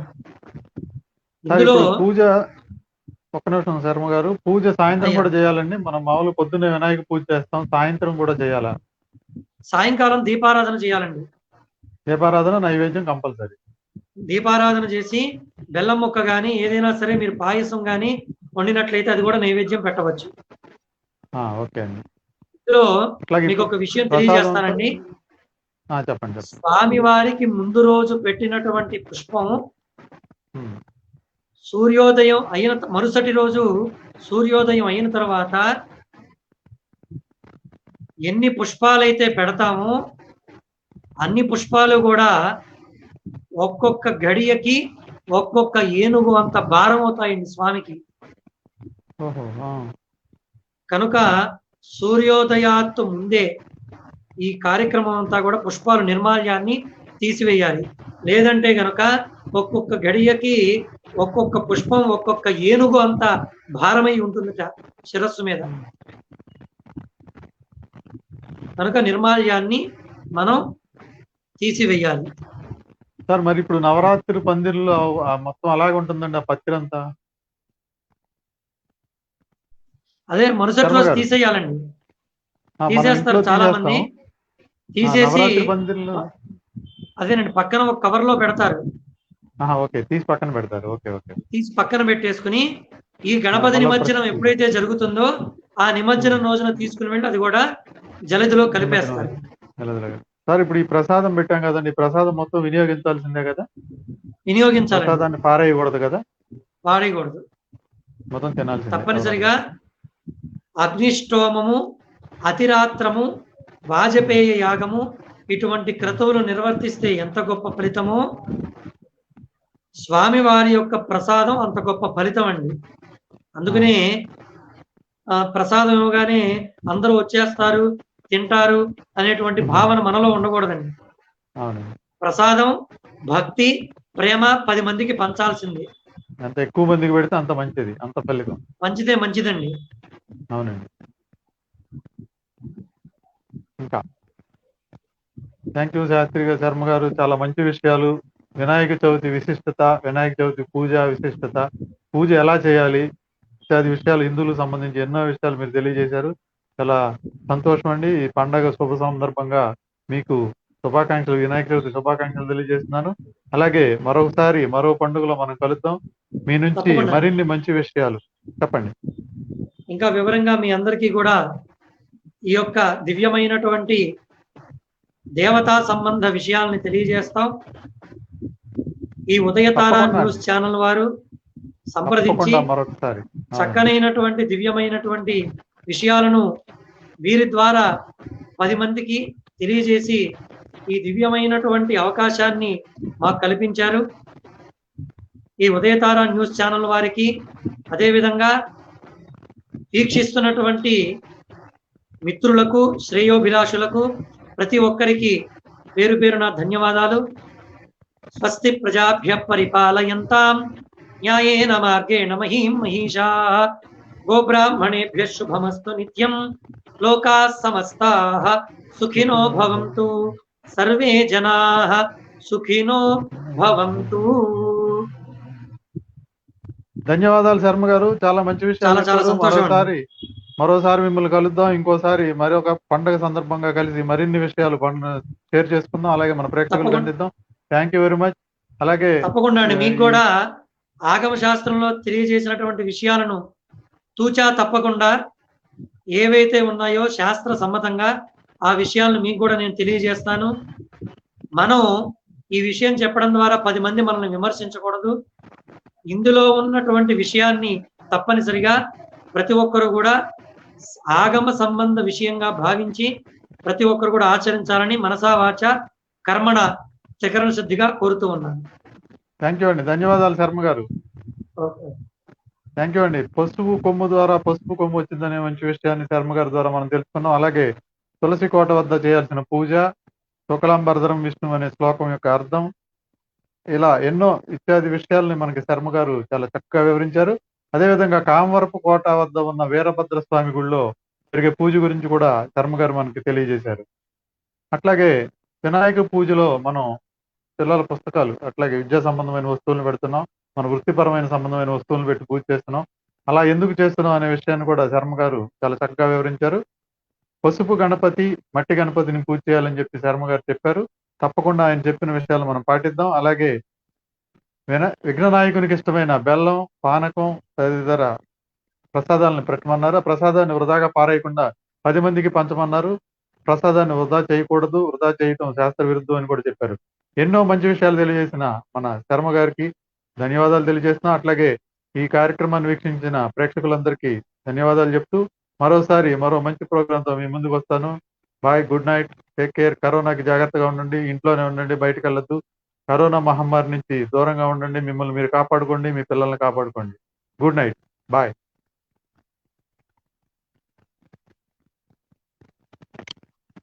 మన